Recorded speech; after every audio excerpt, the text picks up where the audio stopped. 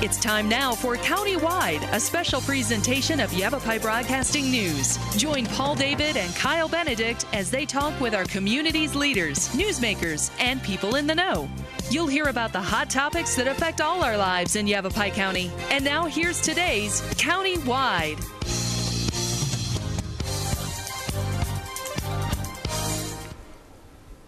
Hi, and welcome to Countywide. I'm Kyle Benedict. Today we're talking about Wupatki National Monument. We're also going to talk a little bit about Sunset Crater, and because today we're lucky enough to have Supervisory Park Ranger at Wupatki as well as Sunset Crater, Holly Richards. She's here joining us today, making the trip all the way down from Flagstaff, or just 30 miles north of Flagstaff, I guess, right? Yeah. So thank you so much for making that trip down here. So Supervisory Park Ranger, what is that exactly? So I oversee the visitor services operations at Wupatki National Monument and Sunset Crater Volcano National Monument. And what is I guess, your job description? What do you do? What's your daily kind of routine there? I spend a lot more time on email than I would like now. I do work in the visitor center itself, so some days will find me just at the front desk saying hi, greeting people as they come in, answering questions about either the volcano or Wupatki, depending on where I'm at.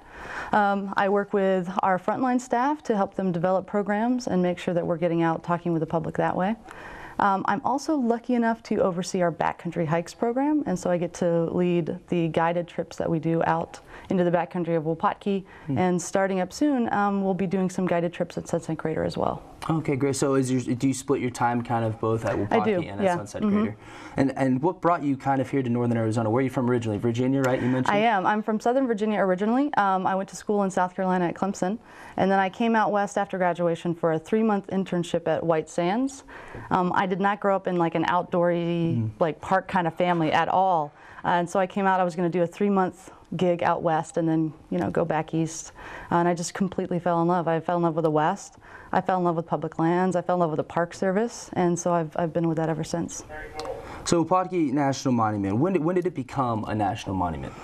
December 9th, 1924. And what was kind of the, I guess, the vision of it at that time in order to make it, what was the reasoning for making it a national monument? Wupatki is it's kind of a cool situation. Wupatki, Sunset Crater, and Walnut Canyon are the 3 national monuments around Flagstaff. Each one of them was really created as a national monument through the outreach of the local community because their resources were being threatened. So the folks living around Flagstaff in northern Arizona saw that vandalism was taking place at Wupatki, and they wanted to stop that. They wanted to preserve this really incredible resource. There was a big push by Harold Colton in the Museum of Northern Arizona, but also the other leading community figures at the time really made a push that this was something important in their area that they wanted to preserve. How much land is out there? Well, today Wupatki is about 56 square miles. Originally, in the early mid-20s, it was just the area around Wupatki Pueblo and then the area right around a place called Citadel Pueblo, which is both are now in the monument, but it was very, very small. And it's over several different expansions since the 20s that we're now as big as we are. So initially, I mean, how much have you guys found and kind of discovered since? I mean, I was looking on your website, which we're showing some pictures right now for those watching on TV, but listening, if you have a second, make sure you go on and check out the pictures that you guys have up there, because it's gorgeous. I mean, beautiful. The land out there, and you guys have some nice high resolution photos, but there's so much out there. Yeah. So for a really long time, most of our focus was on Wupatki Pueblo, which is the really big site. There's a number of other really large pueblos. And up until even the 1980s, as we continue to expand, we estimated that there were perhaps 800 sites within the monument. And wow. Well, yeah, I mean, however, and then in the 1980s, between like 1981 to 1987, we did a full walking survey of all 56 square miles. And we now estimate about 2,700 archaeological sites within Wupatki National Monument. So it's a really expansive, very complex site. So what's some of the research going on right now? Oh, well, there's a couple of things. Some of it is actually on the natural resources side. There's a system of earth cracks, and actually at Wupatki Pueblo, something called the blowhole, which if you go, you have to go see the blowhole. So there's some research into that system. We're also right now doing a really big project that we're working with the Museum of Northern Arizona on, documenting and really doing a good job recording all of the petroglyph sites at some of our backcountry sites that aren't necessarily, or that aren't right now open to the public except for on guided trips. And so these are sites that were recorded in the 1980s through the survey, but really haven't been fully studied using modern technology, high-res digital imagery.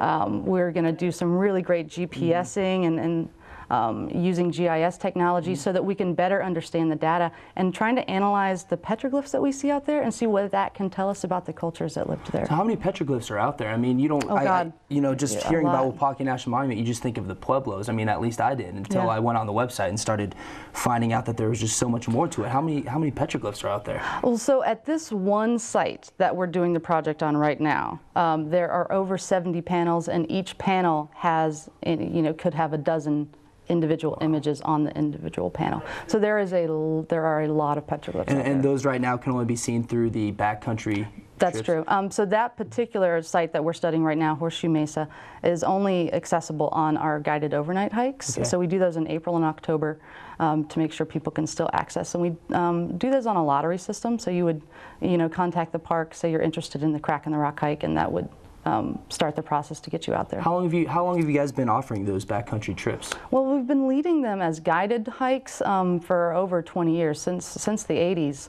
But it was accessible on a permit system prior to that as well. So it's been a long time. What's cool about it, though, is despite the fact that we've been leading these hikes for so long, and I actually just finished our last one of the season this weekend. We got back on Sunday. Yeah, my feet are still a little sore from that. So despite the fact that we do these all the time, you go out and it's still an incredible, pristine wilderness type environment.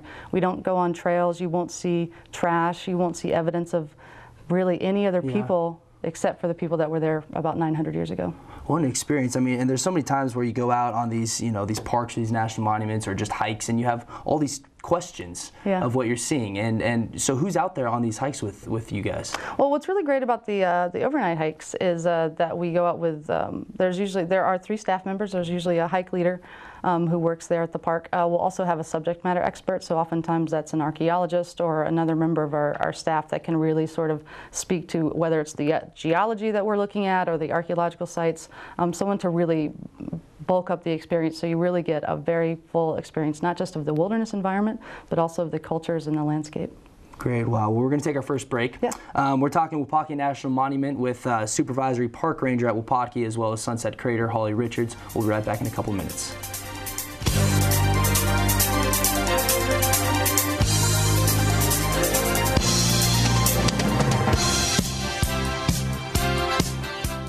Loser.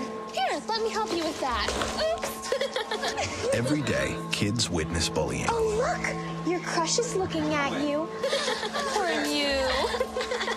They want to help, but don't know how. See, no one here's gonna help you, because no one Teach your kids how to be more than a bystander. Visit stopbullying.gov. If you drive buzzed, it could cost you around $10,000. You'll face major legal fees, major fines, and steep insurance penalties. You could lose everything. Buzzed, busted, and broke. Because buzz driving is drunk driving.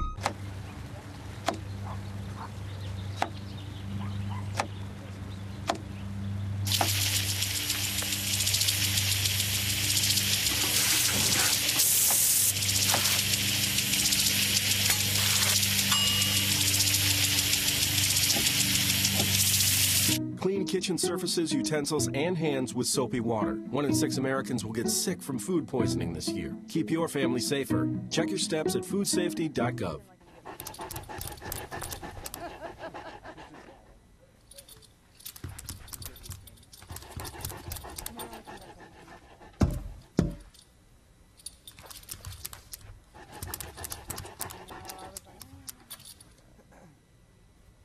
There's a shelter pet who wants to meet you. Meet one today. Visit theshelterpetproject.org. Adopt.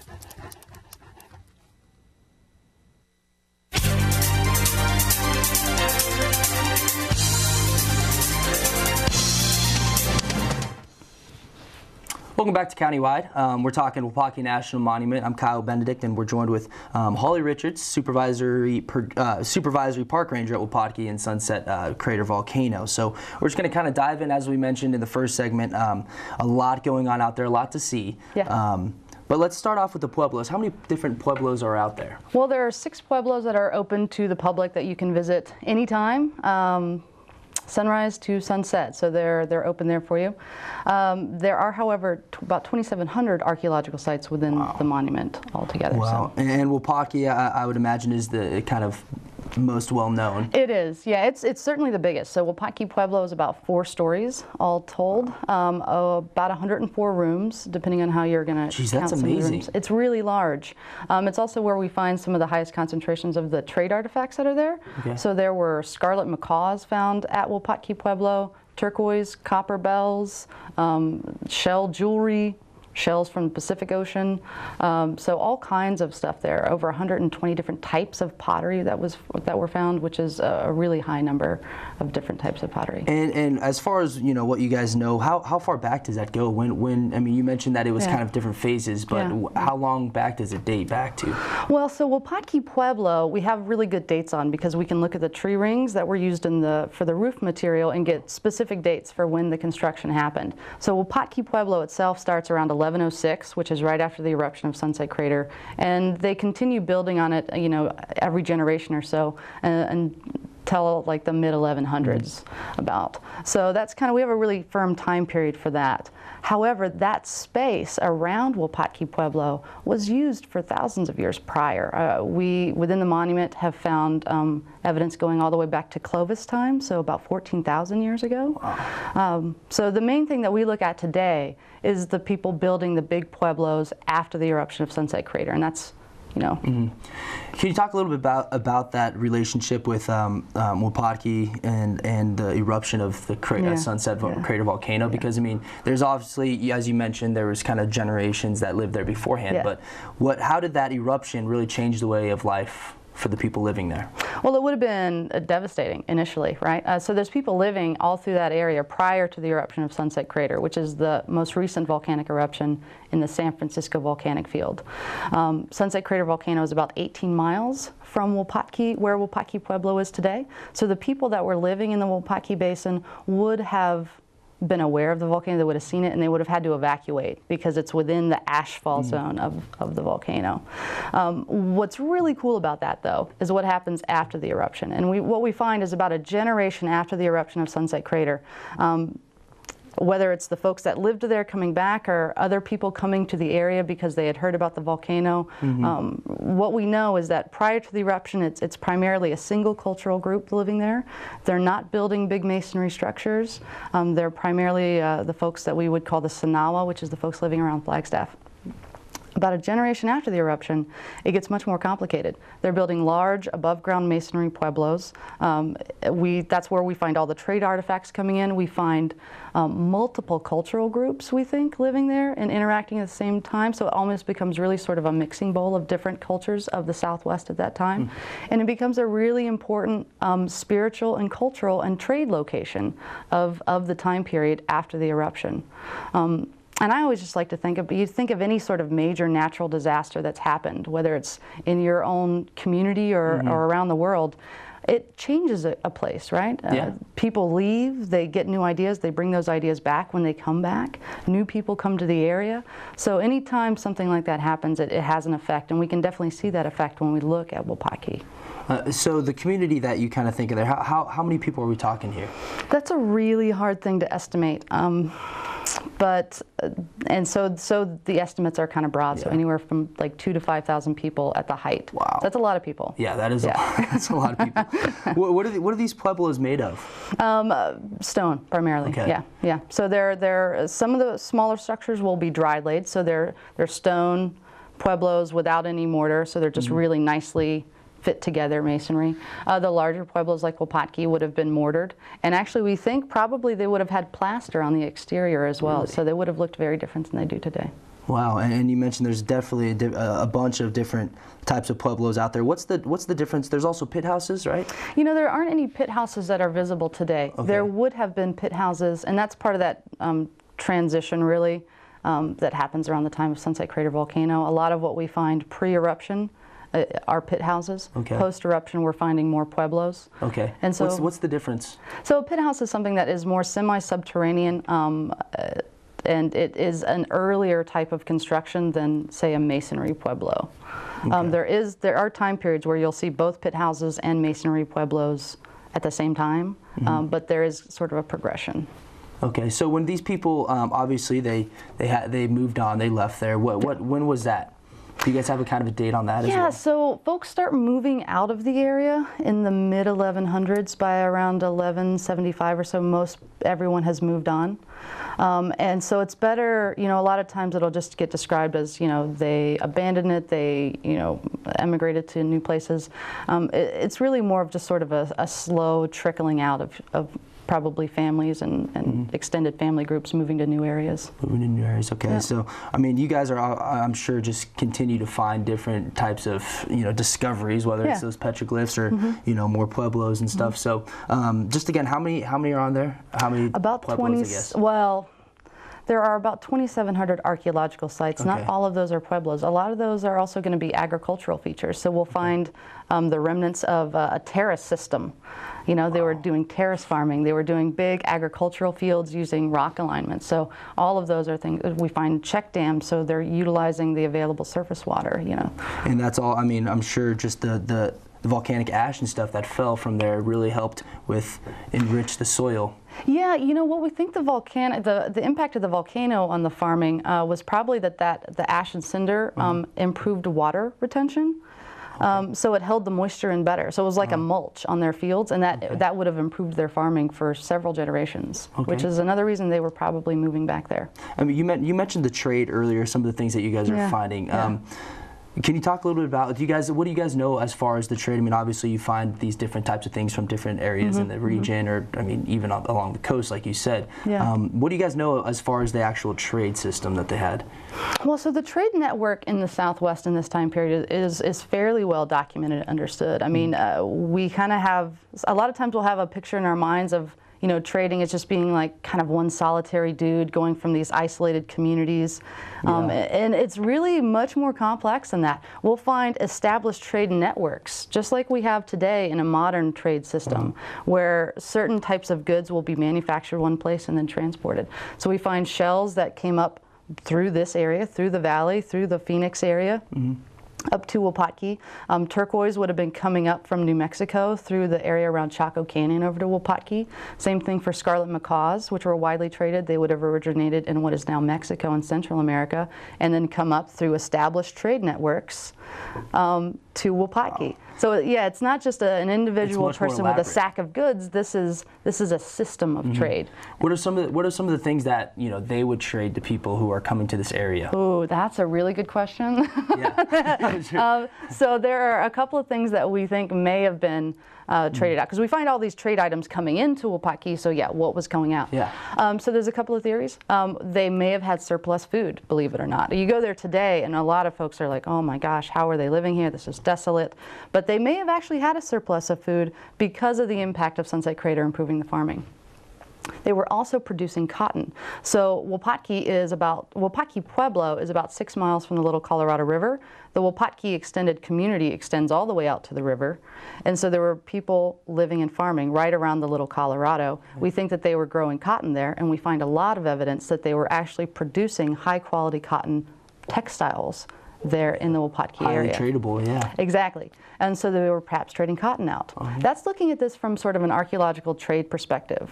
However, there's another way that's important to consider as well. When we look at the oral histories, when we consider the histories of our descendant tribes that claim affiliation to Wupatki, they do not interpret it as a trade site. They interpret it as a place that was spiritually significant. And so what we see today as trade items, they would interpret as those were tribute items that were brought to Wupatki because of its spiritual significance.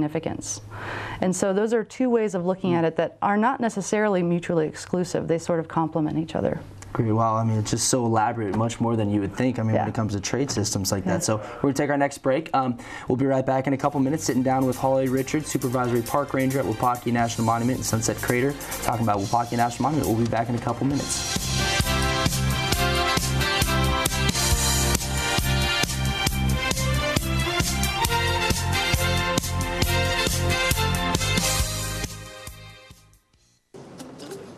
son? Last summer, my new dad took me on vacation.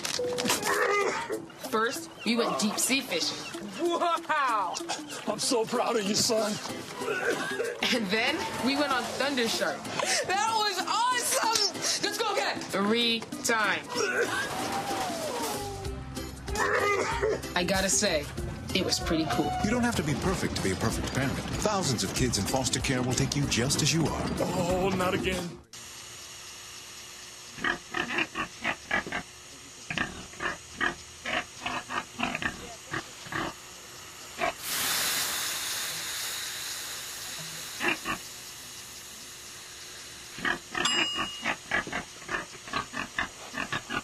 Cook foods to the right temperature using a food thermometer. 3,000 Americans will die from food poisoning this year. Keep your family safer. Check your steps at foodsafety.gov. If you store your guns properly. So not just anyone can get to them. I'll feel safer when I'm playing outside. Safer when walking home. I won't have to tell so many family members. I'm sorry. I won't hear as many scary stories. Or scary news reports. I won't have to hold someone's hand and shout you're gonna make it. And I won't have to tell my kids this isn't a drill. Please. Please. Please. Please. Please. Do it for us. For us. Do it for us. Your family, friends, and neighbors are all counting on you. Never let your gun get into the wrong hands. If you own a firearm and are not using it, please be responsible and be sure that it's stored in a safe place. Remember, always, lock it up. For more information on firearm storage safety, visit ncpc.org.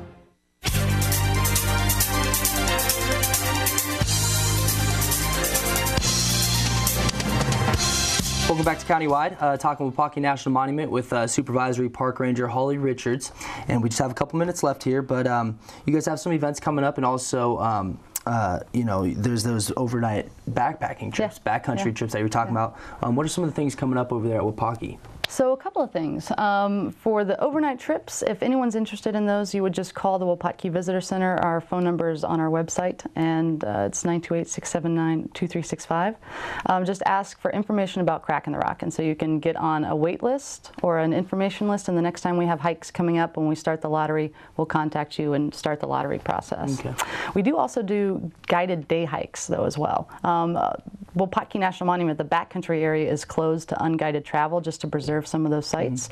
And so we will do guided day trips, and those will be starting up in November. And so if you go to our website, you'll be able to find information about that as well. Okay. And then we also have one big thing that's really important, and this is our sister park, Walnut Canyon, which is in Flagstaff. 2016 is their centennial. It'll be 100-year anniversary of Walnut Canyon, and we're going to have a great kickoff event for that in December, on December 4th, and so we're really excited about that as well. Okay, great. So a lot going on out there, and we just kind of scratched the surface talking about Wupatki National Monument. I mean, again, if you haven't checked out their website, do so. They have beautiful pictures on there, and kind of a nice history of the area as well. But Holly, thank you so much for joining me and making the trip down here. I'm Kyle Benedict. That's Countywide. We'll see you next time.